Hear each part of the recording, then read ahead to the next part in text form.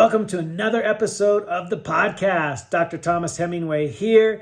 Make sure you subscribe and hit that notification bell so you never miss out. So this week's episode, we have such an amazing guest who's just really expert in his field, and he's an MD, PhD. He's a best-selling author. He's been really just promoting the message of how we can not only break bad habits, but incorporate new ones. We have with us today Dr. Judd Brewer, who's an amazing guy. And I just learned he's a surfer. So we had a nice chat offline about surfing in Hawaii and where I live. And it was really great. And so, Dr. Brewer, thank you for being on. Welcome to the show. Thanks for having me. Oh, what a pleasure. So I always like to start with just a little bit of background. How does one become an MD, PhD and get specifically interested in behavior and addiction and all of the things you sort of specialize in? Just tell me a little bit about that journey for you. I'd be happy to. So in college, I was actually a chemistry major. In college, I was in a chemistry major, and I wanted to just kind of study the molecules of life and realize that, that wasn't going to help a lot of people besides my own intellectual curiosity. So learned about, that I could do MD, PhD and do research and, be a physician at the same time. And that seemed like a really compelling, offer, especially because you can often get your education paid for, which is great, which frees me up from student debt to really be able to pursue my passions. And I got really interested in like the brain, mind, body interaction. Like, why do we get sick when we're stressed and things like that? So I started my MD PhD program really interested in that aspect of things. I also started my my training as a kind of stressed out med student. I'd gone through a recent relationship breakup and was pretty stressed out. And I say that because I also just on the side, or at least I thought it was going to be on the side, I started meditating my first day of medical school, and it really helped me, de-stress and learn a lot about my mind. And I realized during that, 8 years of training that we don't actually talk or even know a whole lot about the mind and this type of thing. We learn a lot. I learned a lot of physiology. I learned about a lot of neuroscience in my training. And, during my PhD program, did a lot of work with, knockout mouse models of stress and the immune system, but none of that actually answered the question of, how does like knowing how my own mind works help me actually decrease my stress and whatnot. So as I finished my program, the joke is that you do a couple of years of med school, and then you do your PhD for long enough that you forget everything you learned in medical school.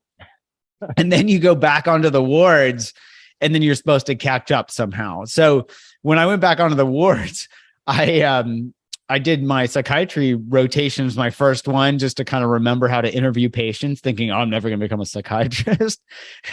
But I saw how so much psychiatry lined up with these questions that I'd been asking, like, how does understanding how our mind help us work with our minds? And the other thing I noticed was that there's a huge hole in treatment. So we have some medications that are helpful for addictions. For example, it's these partial agonists for smoking, like varenicline, these things that kind of bind to these receptors that nicotine bind to, but also block the receptors when you smoke a cigarette. They can be helpful, and things that, like buprenorphine, things that help with opioid dependence. But, in psychiatry and addiction psychiatry, there's not a whole lot in terms of behavioral health. And when I was working with patients, I started to see that they were speaking the same language that the Buddhist psychology was speaking, that I'd been learning over, just off on the side. And I remember thinking, wow, I really want to do the best I can to make, the biggest impact I can in helping my patients. And so I shifted my entire career from molecular biology to retool to learn neuroscience and clinical trials and all of this. And I started studying mindfulness training to see if it could help with addictions. At the time, there were no randomized controlled trials of mindfulness training as primary treatment for addictions. And so during residency, I did my first trial. It was during my, I was in my third year and I was working at an outpatient substance use clinic. And I just wanted to see, what's it like to compare cognitive behavioral therapy to mindfulness training. And we found that it was as good as gold standard treatment at helping people not relapse, to alcohol and cocaine use. And then, went from there. I did a study with, when I started on faculty at Yale, did a study with smoking cessation. We got 5 times the quit rates of gold standard treatment. So, long story short, this thing that I was kind of doing off on the side to just kind of help me understand my own mind became a central focus of my career. And I had no idea that this whole field was going to, explode over the next 2 decades.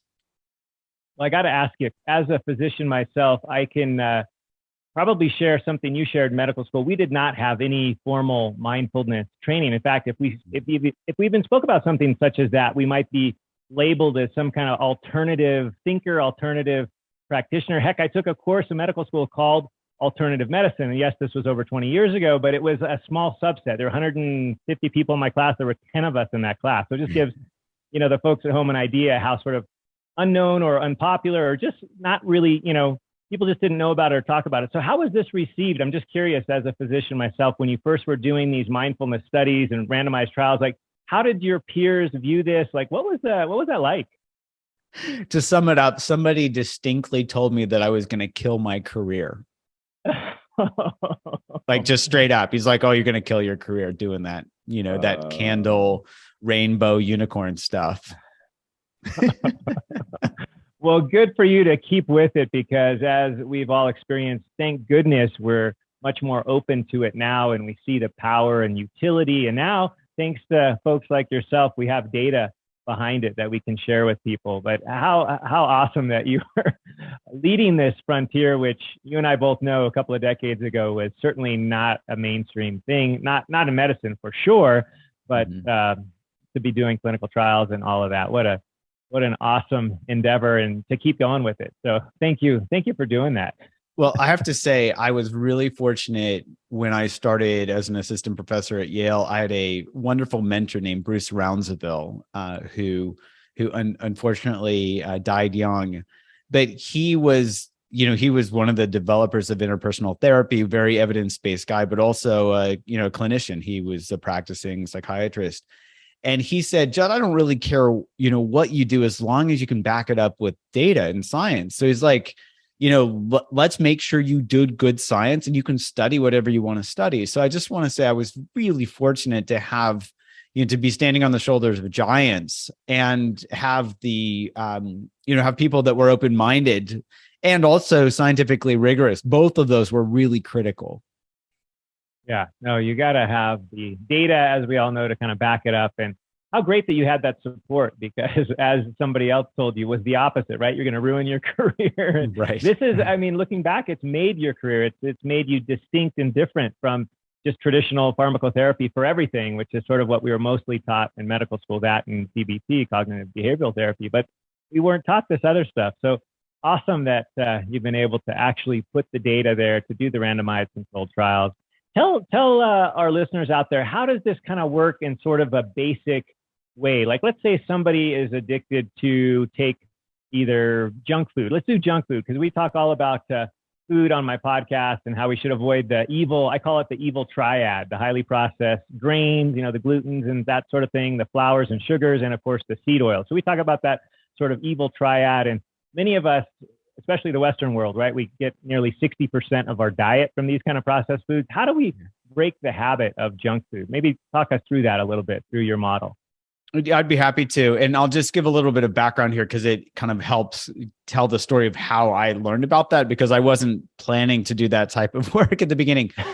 When we did our first study of mindfulness training for smoking cessation, we did this randomized controlled trial, compared it to gold standard cognitive therapy, got 5 times the quit rates of gold standard treatment, this biochemically verified, all this, we did the right type of study. It was relatively small, but it was still, it turned out to be powered enough that we got significant differences.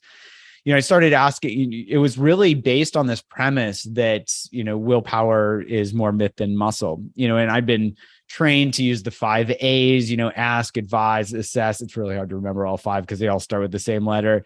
But, it's like, here's what I was taught in medical school and residency to help people quit smoking. Yet my patients were really struggling with quitting smoking. And it turns out that it's like willpower isn't really based on neuroscience. There's nothing in the habit change equations for willpower. It's really based on reward value. And what mindfulness training does is it helps people pay attention to how rewarding or unrewarding a behavior is. So basically, I remember a patient, I was working at the VA hospital. The patient came in and said, "Hey doc, if I don't smoke, I feel like my head's going to explode." And so we walked him through like what head exploding craving feels like. I even wrote it out on a whiteboard, like as he was describing it, and his symptoms were going up and up and up. And then they peaked, and then they started going down, and his eyes got really wide. And I said, what just happened? He said, I usually smoke at this moment, but I realized that I don't have to smoke. I can be with these sensations. They come and go, and I don't have to smoke. So it showed him that he has so much more freedom and control simply by bringing awareness to his experience than feeling like, oh, if I crave, I need to smoke. And part of that, we can even zoom in on that when we pay attention to our experience. Like, for example, smoking a cigarette. I have my patients, I'd tell them to go ahead and smoke, and they look at me like I'm crazy. My doctors told me to smoke, but I have them pay attention as they smoke, and they uniformly realize that cigarettes taste like crap. And what that does is that's where we're getting into the neuroscience. And this, I'll get to the eating piece. So when we see that cigarettes don't taste good, that their reward value in our brain goes down. We used to think there's certainly a certain amount of reward and they're not as rewarding. And that's called the negative prediction error. Our brain gets this, wow, that's really not that great. And we start to become disenchanted with the behavior. So we had actually developed, an app based on this, these clinical trials we'd done called Craving to Quit. And as we were pilot testing it, some of my patients were saying, "Hey, I'm actually changing my eating behavior." And I was thinking, oh, well, typically people will eat more as a substitute for cigarettes. And on average, people gain 15 pounds actually when they quit smoking, which also has to do with, some of these effects on the brain with nicotine. But they were saying, no, we're actually cutting down on our eating. And that prompted me to start looking at the question of eating. And that's where I realized this whole mechanism, this reinforcement learning process, is based on us having to remember where food is, right? Our ancient ancestors didn't have refrigerators, so they had to remember where food is. And they also had to remember where danger is. And so these positive and negative reinforcement mechanisms, that's what sets up habits, whether it's smoking or overeating or eating highly processed food or whatever. So to your question now, how do we help people, break eating habits? The whole aim there is to help people really pay attention to what they're getting from it. And so I actually have them follow this 3-step process where first they map out eating habit loops, whether it's, eating because they're stressed, stress triggers them to eat. And then they get this brief relief because they are distracting themselves from whatever that stress was, right? And then that feeds back and says, hey, next time you're stressed, you should eat. That's classic negative reinforcement. Or we all learn to eat in celebration. We probably learned these habits back when we were kids. We go to a birthday party and there's always cake and ice cream with presents and friends. So we set these mechanisms up, especially around eating. We eat when we're bored, we eat when we're stressed, we overeat when we're in part of the clean plate club. I was certainly part of that as one of 4 kids that always had to, fight for our food to make sure we got enough. And then I eat everything on my plate. And so when we have these habits set up, we have to actually target those brain mechanisms to break them. So we can tell ourselves to stop overeating, but it would be great if that actually worked. My clinic would look very different because I'd have one visit with each patient. They'd come in, tell me what the problem is, and I'd tell them to just stop it, Boy, wouldn't that be awesome? And then I could find another job because all my patients would be miraculously healed. So willpower, doesn't really work in general. But if we tap into these mechanisms and have people pay attention as they eat junk food or overeat, that's when it actually changes. So I'll give you a personal example. I used to be addicted to eating gummy worms. It's like I'd have to eat the whole bag because there was something about them that would just compel me to keep eating and eating and eating. And as I started paying attention to them, I realized these don't actually taste very good. They're like too sweet. They got this slimy feel to them. They look like fishing lures, like their electric color is just not that great. And so I started paying attention. I realized, I don't really like these that much. And then I started paying attention, comparing them to things like blueberries. I love blueberries. And it's like, when given a choice between the two, my brain would pick blueberries if I just gave it, if I just paid attention. And what that gets at is these reward mechanisms. And my lab's actually just published studies on this, where we have this app called Eat Right Now, and we built this craving tool into it. So when people have an urge to eat, we have them go ahead and eat. We have them pay attention as they eat, just like I did with my patients who, want to quit smoking. And what we find is within 10 to 15 times of people paying attention as they overeat or eat the junk food that, it's not really that great, that reward value drops below zero. I want to pause and emphasize that. Below zero within 10 to 15 times. So if we've had an overeating habit for 30 or 40 years, it doesn't take 30 or 40 years to break it. It just takes some awareness to see that, it's not that great. And then also awareness to see, I call this the bigger, better offer. Find something that's better. So for me, gummy bears, I became disenchanted with gummy bears because they don't taste that great. And they would just make me want to eat more. And then I became more enchanted with blueberries because I could just eat some. They were delicious, just the right amount of sweetness. And I wouldn't be craving more. I would just be enjoying them. And then I would stop when I was full, and I wouldn't get a sugar rush and all this, because of the fiber and whatnot. And so I was able to see for myself that we can all train our minds simply through this one ingredient, which is awareness. We become disenchanted with the old stuff. We become enchanted with healthy foods, right? Our brains know. I think of it as this. Our bodies are much stronger and wiser than our feeling bodies, I should say, are much stronger and wiser than our thinking brains. We think, I shouldn't overeat. I shouldn't eat junk food. Weak, and not mechanistic. If we just listen to our bodies, they say, yeah, blueberries are good. And yeah, overeating doesn't feel good. That's really all we need, is that awareness. Yeah, I know you said something really important there, which I don't think it's the lack of knowledge about what foods are healthy and what foods are not. We all sort of intuitively know that. And right. your way to kind of describe how to get into that from sort of an experiential level and having people actually do that, whatever that habit is, whether it's smoking, which easy for me to kind of, recognize, it tastes yucky and it's smelly. And for me, it's kind of like that dirty socks. Everybody seems to be smoking marijuana nowadays. And my kids recognize that. And they're like, how could anybody do that? It just smells terrible. We can smell it a mile away. But with food, I think it's more interesting and nuanced. And what you recognize with the gummy worms, like at the end of the day, you didn't even really like them that much compared to there were other real foods like blueberries that you just enjoyed. So I love that description. And I think that actually going into that behavior and feeling it and seeing it for what it really is, that sort of mindfulness practice is really groundbreaking. And I didn't learn that in medical school. And yet 5 times the effect, you never see that in any kind of clinical study. Like, it's ridiculous. People, I think our listeners may not appreciate how big that magnitude of difference is. When we talk about things like numbers needed to treat, and we talk about what's the relative risk and absolute risk and all these kind of numbers, we like to make things significant. But what you said is really significant, like 5 times better results. Geez Louise, like. So awesome. if you want to talk number needed to treat, let's take this one step farther. Something else that I also didn't learn in medical school, and I'm guessing you didn't learn either, is that anxiety can actually be driven like any other habit. And so I've been told, prescribed medications, number needed to treat for their gold standard medication, SSRIs, is 5.2 for anxiety, right? So I'm struggling, and I'm, 1 in 5 of my patients is showing a significant reduction in symptoms, and I'm playing the medication lottery, not knowing which 1 in 5 is going to win and what to do with the other 4.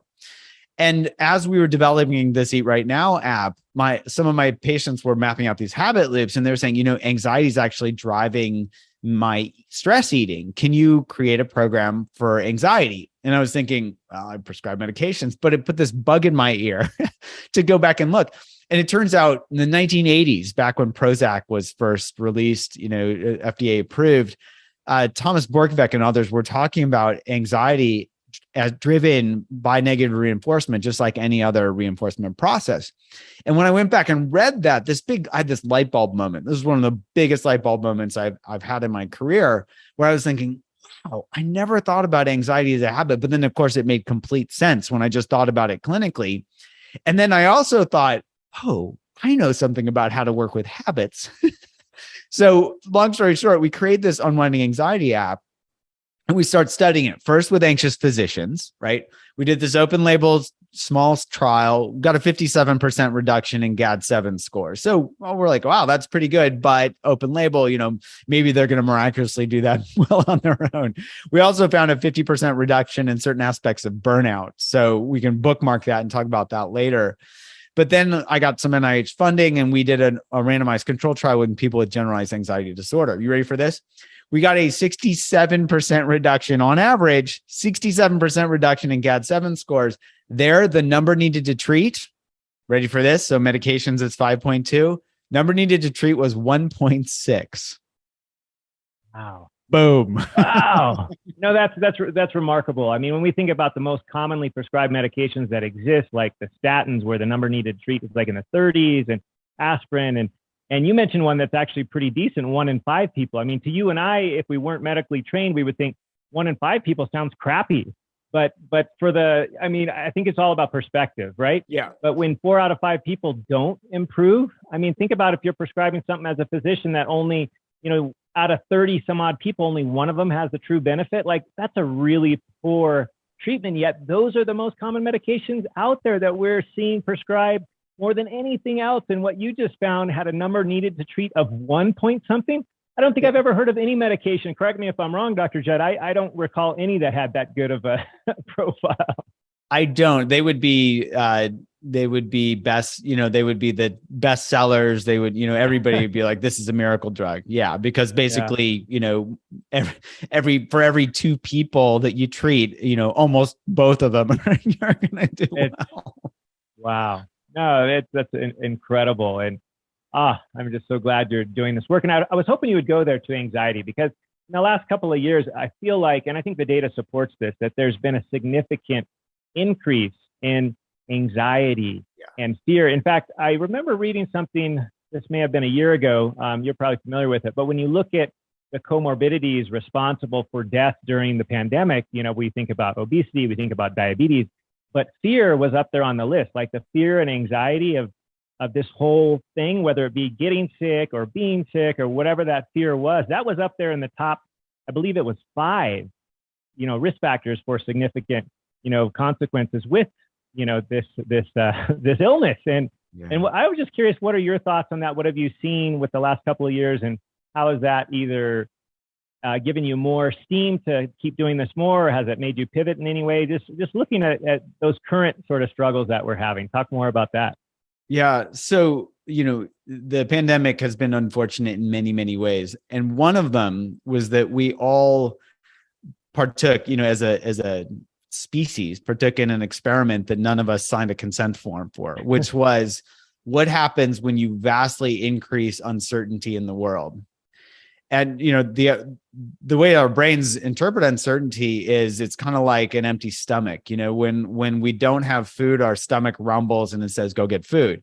When we don't, information's like food for our brain. So when we don't have information, our brain says, go get information.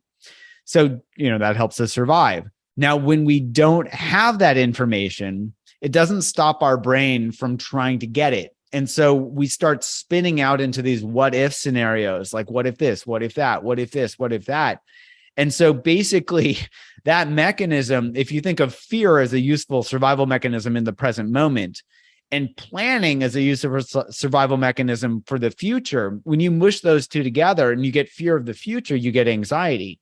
So we saw this huge spike in anxiety, and these are huge numbers across the entire world, huge spikes in anxiety. And we know, mechanistically, it confirmed what the hypothesis was, which is our brains don't like uncertainty. And if we can't resolve that uncertainty, we're really good at thinking into the future. And that thinking into the future is what kills us. Anxiety is not good for us mentally or physically. And so the idea is, we get stuck in those perseverative worry loops. And that, ironically, just makes us more susceptible to illness. So that's what we saw on a global scale. And the other question you asked was, how did we approach that? It really affirmed the need for scalable, effective treatments for anxiety. You can't scale people. It'd be great if we could suddenly train a bunch of clinicians to help everybody with anxiety. And people have tried to do scale telemedicine and do, text-based psychotherapy. And let's just say, I wouldn't sign up for text-based psychotherapy. I'll just put it that way. So it's really hard to scale people, because you're just going to overwork the therapists and the patients aren't going to get the good treatment that they need. So the question is, how can we pivot as a species to really fill these gaps, whether it's supporting people while they're waiting to get treatment or, in conjunction with treatment, what can we do that can help people? Medications are good for some people. I think of it this way: learning how our minds work is helpful for all of us, and so whether, we respond to medication or not, we all can benefit from mental training. And so that's why we developed this unwinding anxiety program. We developed it a couple of years prior to the pandemic. And it was just, that moment, it's like, how much can we get this out there? How can we help people? I even ended up writing, a book called Unwinding Anxiety because it's like, it just needed to be written, that was published in 2021. And so the idea is, how can we, whether it's an app, whether it's a book, whether it's a podcast, how can we help people to learn how their minds work and then work with their minds? Yeah, and I think that's so important. And yes, I love how the book Unwinding Anxiety, as well as the app by the same name, Unwinding Anxiety, makes it easy for people to find. And I would say one of the things, sort of the blessings and the curse of modern society, right? We have this amazing connection with our devices. We can get information quickly. It may not all be good information, but there's also the ability to connect with people, whether it be in a group of like-minded people, a support group, or whatever that might look like. That connection, I think, can be one of the most powerful things for behavioral change over time. And maybe you can speak to this a little bit, what that looks like in the work you do, but connecting with others who are also either battling anxiety or trying to quit smoking or quit drinking or narcotics, whatever that might be. How powerful is that connection, and how can we really use that to our advantage in the world that we live in? Yeah, I'm so glad you bring this up. I think connection is extremely important. And, so one way that we work with this, well, and I see this all the time in our program. So we've created a model that we call the flipped classroom, where a flipped classroom in college basically means, professors will record their lectures so that the students can watch them at home instead of in lecture. And then that frees up their lecture space for students to do their homework in class. So I have a friend who teaches physics. He records all his lectures because Newtonian physics isn't going to change anytime soon. So he can teach all of that stuff, and his students can watch them at night. They can rewind them. They can optimize their learning, and then they can come to his classroom and they've got a professor there that's going to help them, to answer questions as they work on their problem sets. So that we ask this question: how can we create a flipped classroom with an app-based mindfulness training program, for example? And we think of the app as those didactic components where people are getting daily, 10-minute modules where they get videos and animations that drive the key points home. But then we created a community. So we've got an online communities for each one of our apps. And the idea is that they can get peer support. We can create this crowdsourced knowledge base. And we've been doing this for years now. So we have literally like hundreds of thousands of entries where people are keeping journals, they're supporting each other. I can answer questions, in a scalable way because, typically by now the typical questions are answered. And so they can go there. I don't have to answer the same question every day. And so we can really build that crowdsourced knowledge base. But importantly, with regard to connection, people can go on those communities and see the most important thing, which is they're not alone. So many people feel like, oh, this is just me. There's something wrong with me. Especially, they feel like anxiety is something that happens to them and they need to, there's something wrong with them. Or with eating, when, there's all this shame associated with like, why can't I control my eating? And so they go on the community and they can see, no, it's not me. There's so many people like me. And that already helps them form this community. It's kind of this shared journey through this shared struggle. And they can support each other that way so that they can help each other along that journey. I think of it as this journey into health, where it's not, journey into health isn't just some individual thing. It's a collective thing. It's like climbing a mountain. You need mountain guides so we can help guide people, but you also need peers to rope up with each other and be able to help support each other as they take each step, as they go up the mountain. So we have these online communities that are extremely robust. And I have to say, they are so supportive that we moderate a comment maybe once a year. And I'm not exaggerating, because the culture on the community is support. It's not complaining. It's not this or that. People are struggling for sure, but they're talking about their struggles in ways like, oh, how, and then everybody jumps in and helps. The other thing I add there is we can, through things like Zoom, we started a Zoom community way before people even knew what Zoom was. This is like 5 or 6 years ago, where we said, okay, once a week, let's have a live group where we can literally, people can join. We can do a mini inquiry. We call it inquiry, where if somebody's struggling with the problem, I can do 10 minutes of inquiry with somebody and really get into the heart of it, because this model is so simple, and give them some places to explore where they can actually work through it. And with we have several hundred people on a call every week. Folks can actually learn from each other. So they'll just come in to listen so they can learn vicariously through somebody else struggling, and also support each other and be supported at the same time. So I think community is so important, and connection is so important. And there are multiple ways that we can actually leverage technology to do that, whether it's an online community, whether it's a live group.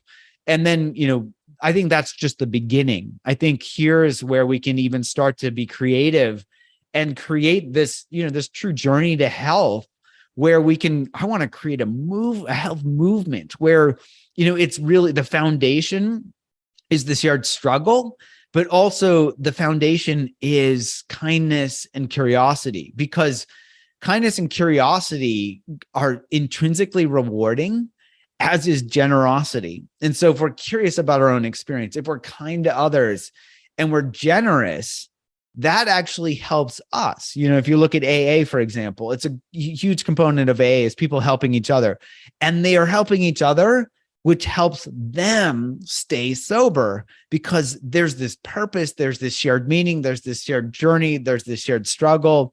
And all of that comes down to, what you highlighted, which is the critical element of connection. Yeah, beautifully spoken. And I think we often see the negative in things, right? We see social media and we see all the negative stuff that has happened in the last couple of years, and the vitriol and people, on each other's case about this or that or their viewpoints. And yet you mentioned something even more powerful, which is the reward that comes from kindness and helping one another. And maybe you can speak to that. Like, I'm sure there's significant data there, but I think that everybody should understand how powerful and even more powerful kindness is than sort of that negative stuff that we see in social media. Tell us about that a little bit.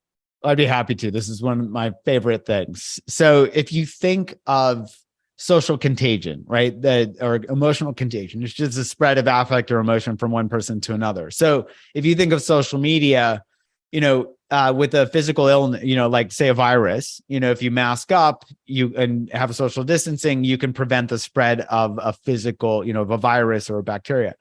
Well, somebody can sneeze on your brain from anywhere in the world on social media, right? So if we go on social media and somebody is sneezing vitriol all over the place and we don't know how to protect ourselves, we're going to catch that and we might spread it to others. I wonder what the R naught of outrage is. It's pretty high. It's pretty infectious. So if you look at it that way and you look at kindness, right?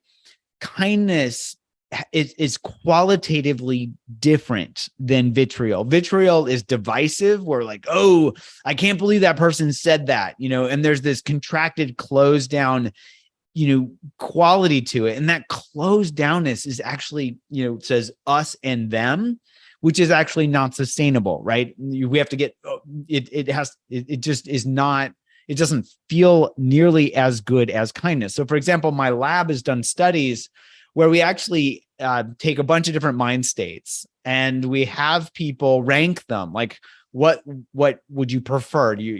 Anger, resentment, anxiety, things like that versus, kindness, curiosity. And we don't put it, that way, but we just have people, rank like what feels closed, what feels open.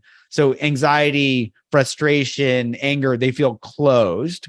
Whereas curiosity, kindness, connection feel open. And then we have people rank what feels the best. What would you prefer? So we can get their rank order in terms of what our brains naturally find more rewarding. And so kindness and curiosity and connection, they're naturally more rewarding.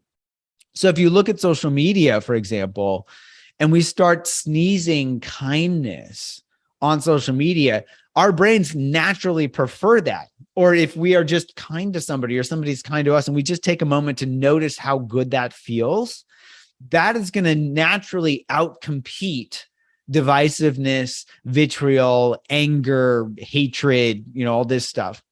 And so, fortunately for our human species, and we need every trick in the book that we can get right now to help us survive and not destroy the planet.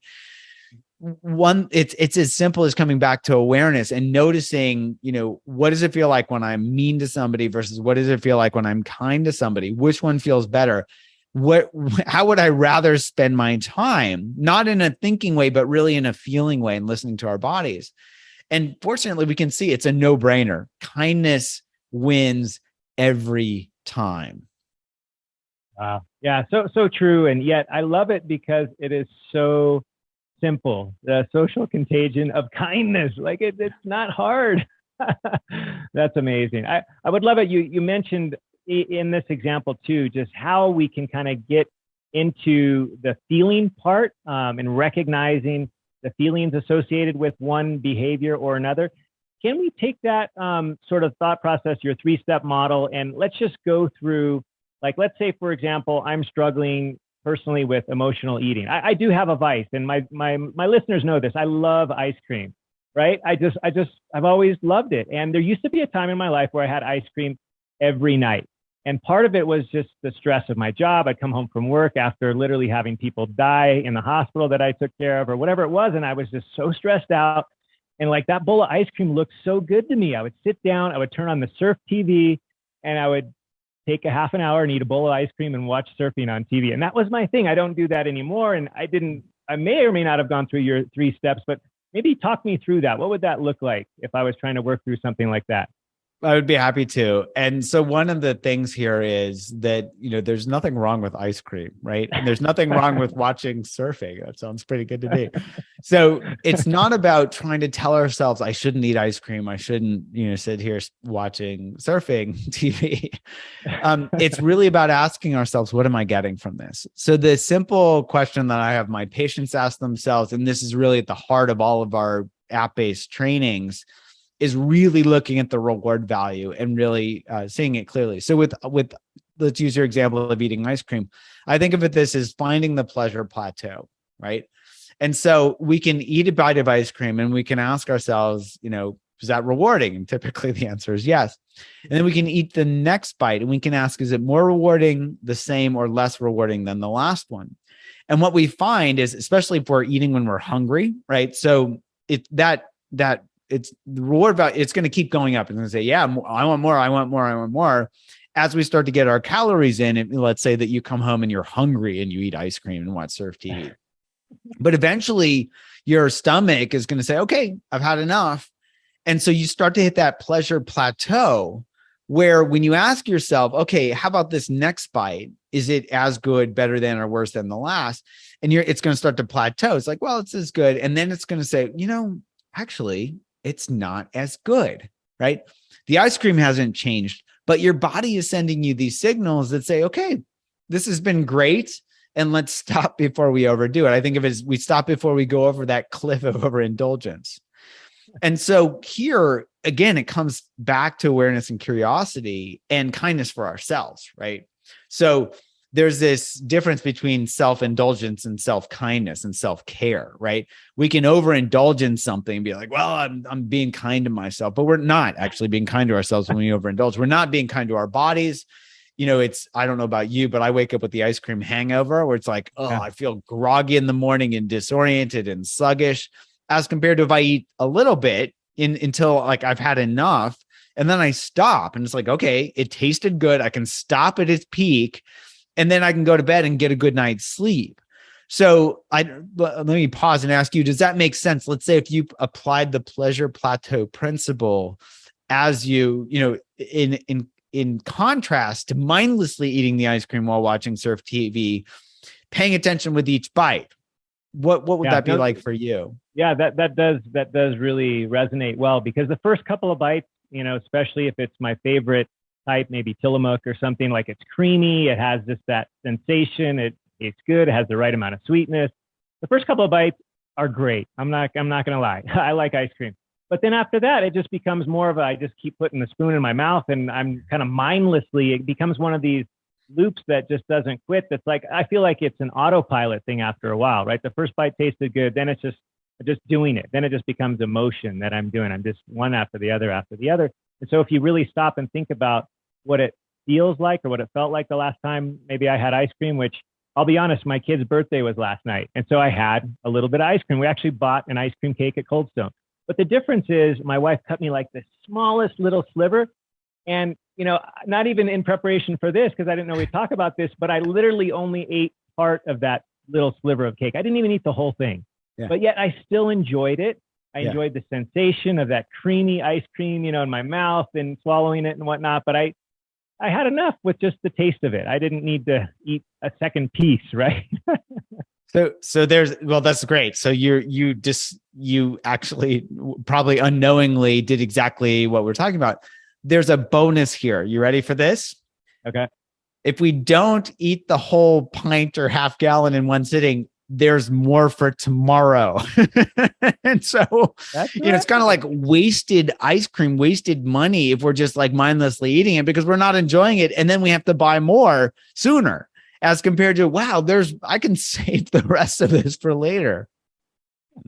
No, that resonates. And that's definitely been the case in our home. We used to buy ice cream every time we went to the store because I set the bad example and I just like it. And we don't buy it nearly as often. And we may have it once a week now. Whereas personally, I had it every single night for years. But the other thing that changed, I'll ask you your opinion on this. And maybe if you guys have done work with it or what your thought is, because now at least we have more knowledge and more information, is on the whole piece about the health of your microbiota, all those organisms that live in you, on you, within you, especially in the gut. They scientifically have been shown to actually affect our cravings. And you as a neuroscientist, I'm sure, understand this very well. But I know when I kind of paid more attention to eating in a way that got my microbiota more healthy, I just didn't have the same kind of cravings. I still in my head like ice cream, even to this day. I had it last night, but I don't really even crave it anymore. So what are your thoughts on the microbiota, on their involvement in our cravings? And what is your thoughts on that? Well, I can give you a short answer, which is, It's a great question. I don't really know because I don't study it. Okay. So I'll give you some baseless speculation, some BS, right? So my BS answer is that our microbiota probably prefers variety and healthy, and so if you've like flood it with a bunch of ice cream, it's like, dude, I've had enough. Okay. Whatever. Give me something else. And the other piece is if we don't get, if we're not eating food that is constantly hitting our bliss point, that is jacking that dopamine system that says, we actually have receptors in our mouth and in our stomach that both cause dopamine release in our brain. So, based on all sorts of things. And so if we're not constantly tweaking that system that is reinforcing that, eat more, eat more, eat more because of, this thing, then our body's going to settle out and say, this is actually better not to be constantly craving. For example, when I eat homemade chocolate chip cookies, they taste delicious.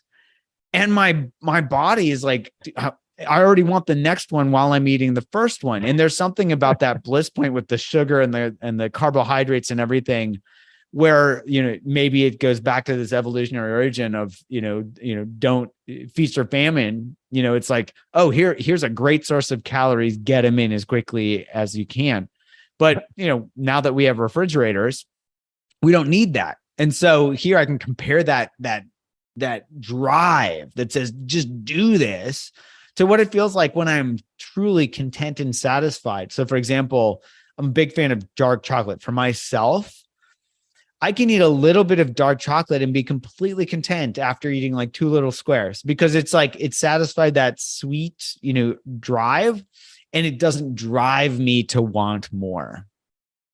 Yeah, no, that's perfect. And you're actually right on with that. The diversity is super important, not only in them, but in what we feed them. And if we don't feed them diversity, then we get a disproportional amount of one kind versus another. And there are certain kinds that prefer the processed foods, let's just call them that actually want, that's their survival mechanism, right? The more they see of the processed foods, the more they proliferate, the more they outnumber the good guys, so to speak. And that's sort of the simple-minded way to look at it. But there is a neurochemical signaling that occurs. But I think what you said is even more, not only understandable, because sometimes it's hard to really envision how these teeny tiny guys that may or may not outnumber us, that certainly do outnumber us with respect to their genetic, material, but it's just hard to, we don't see them, we don't touch them, it's just a little bit kind of out there. But when we talk about our experience, we all know what we experience. And if we break it down to that 1 or 2 or 3 or 4 or 10 bites of ice cream, what does each one of those bites feel like? And what you said, I love it, because one of my favorite little special treats is dark chocolate. Oh. And I'll add to that, from Hawaii, you probably experienced this as well, but we have lots of macadamia nuts. Yes. And I love macadamia nuts. They're actually healthy fat. They're good for you. Yeah. But I take 1 or 2 squares of dark chocolate and 1 or 2 or 3 or a couple of the macadamia nuts. And that for me is like bliss. I love it. A natural bliss point. Yeah. Yeah. And it has some healthy consequences. We know of the antioxidant values in dark chocolate and also the healthy fats in the macadamia nuts. And so what I love to encourage people to think about is that you can enjoy not only your food and whatever you put on your palate, but it can be healthy too. It's not mutually exclusive. And the variety that you mentioned is so critical. I always like to encourage people to add new things to their diet, not just to take away the bad things, because there's really only 3 of those. And I've already mentioned that triad, but there's so many more that we can add to our palate or our diet. And I love that you really brought home something so simple that we can focus on, which is the experiential part, because we all are familiar with that. Maybe not so much the science of it, but we all know what it feels like, whether it be smoking a cigarette or eating the bowl of ice cream or whatever that is. And when we give ourselves a moment to be mindful and think about what that looks like, I think it makes us more powerful. For sure. And this is where it's like we get to leverage the power of our minds and our brains rather than fighting against them. When you use that with all the many people you've worked with over the years, and there are people, and I was one of them, that maybe like you when you're in medical school and you started your meditation, I like the thought of meditating, I would run away. But I did have my surfing meditation. So that was kind of a corollary in my mind, was being out in nature. But to sit me down, Indian style, cross-legged, whatever that looked like, and just focus on nothing or just on my breath or my heartbeat or whatever, that was torture to me. And so what do you say to the folks that just have never really done any kind of mindfulness? What's a good way to start? Yeah, it's a great question. And I'm going to look at some of our clinical studies to help inform this, but also it lines up with what some of the ancient psychology, especially from some of the Tibetan tradition, suggests, which is the one-liner is short moments many times. And what I mean by that is we found that formal meditation practices correlated with clinical outcomes, say in our smoking study.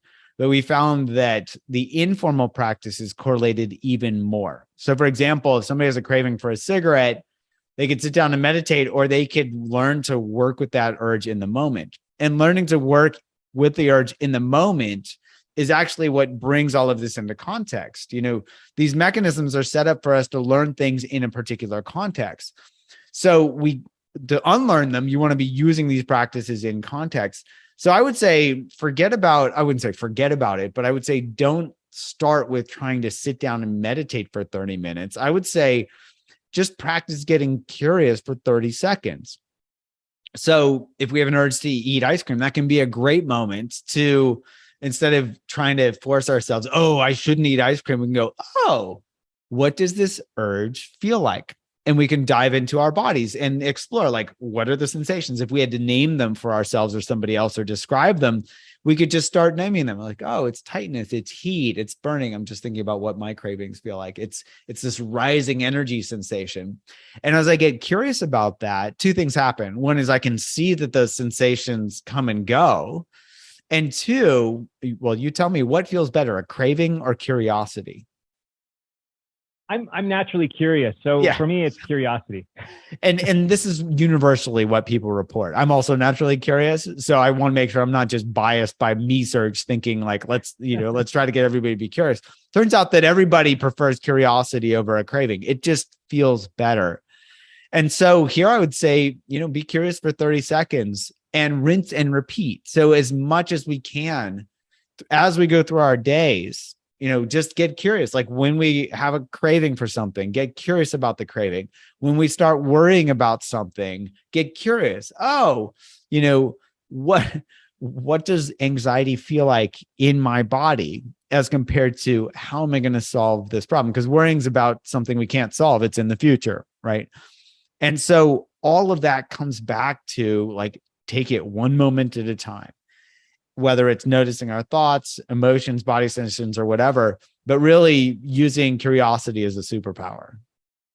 Wow. So beautifully articulated. And thank you, because there's hope for me. I'm not a formal, rigid kind of meditator. I do meditate, and maybe a lot of it might just be out in nature with a walk or a surf or whatever that looks like for me. But I think thank you for sharing that. It's going to be so helpful, because I think if I heard you right, you said that just that moment of mindfulness in your own personal reflection is more powerful than just like a real formalized standard meditation. Did you say it was more powerful or more effective? I think I heard you say that too. Yeah, in our published studies, that's what we found. And if you look at the mechanism, it fits. This is about, reward-based learning is about how rewarding something is. And so if we can see how unrewarding it is to beat ourselves up or judge ourselves or to overeat or to smoke a cigarette, just that paying attention, there's a moment of mindfulness that helps us change that behavior. If we see how rewarding it is to be curious about our present moment experience, that will naturally reinforce the process of being curious. And so we'll naturally drive that curiosity. And mindfulness isn't about, sitting down and formally meditating. Meditation is a way to help train mindfulness. It's really a bigger circle in which, meditation is a smaller circle that supports it. It's really about learning to be kind and curious every moment, right? And not being lost in the past or the future, not being lost in judging our experience, not being lost in trying to change our experience. It's really about allowing our experience to be, and that allowance, it comes through curiosity, and allowing our experience is actually a way to care for ourselves, because we're caring for ourselves and by saying, okay, this is what's happening, and getting curious. Oh, how can I work with it as compared to, oh, I don't like this, or I don't like who I am, or I don't like what I do. Wow. So powerful. And thank you, because there's hope for me and many others that may not be formal meditators, but recognize the role of mindfulness and some self-introspection. And it could be moments, which I love what you just shared. It could be take 30 seconds and just think about whatever that behavior is, and then break it down a little bit for yourself. And wow, so powerful. Thank you for sharing that. That's amazing stuff. Maybe at this point, Dr. Judd, just tell us if there are any parting thoughts, I want to be respectful of your time, and we're coming up on almost the hour mark. So any parting thoughts that you would love to share, and then where can people find you, find your book, your new app, all that kind of stuff? Well, my parting thoughts would be stay curious, stay kind. Think of curiosity as your superpower and kindness as your constant companion. And so the more we can do that, the more we're going to follow our own journeys into health. And the more we're going to bring a lot of others along with us. Imagine spreading kindness and curiosity as those social contagions. Imagine how the world will come together if we all spread that all the time. So those would be my parting thoughts.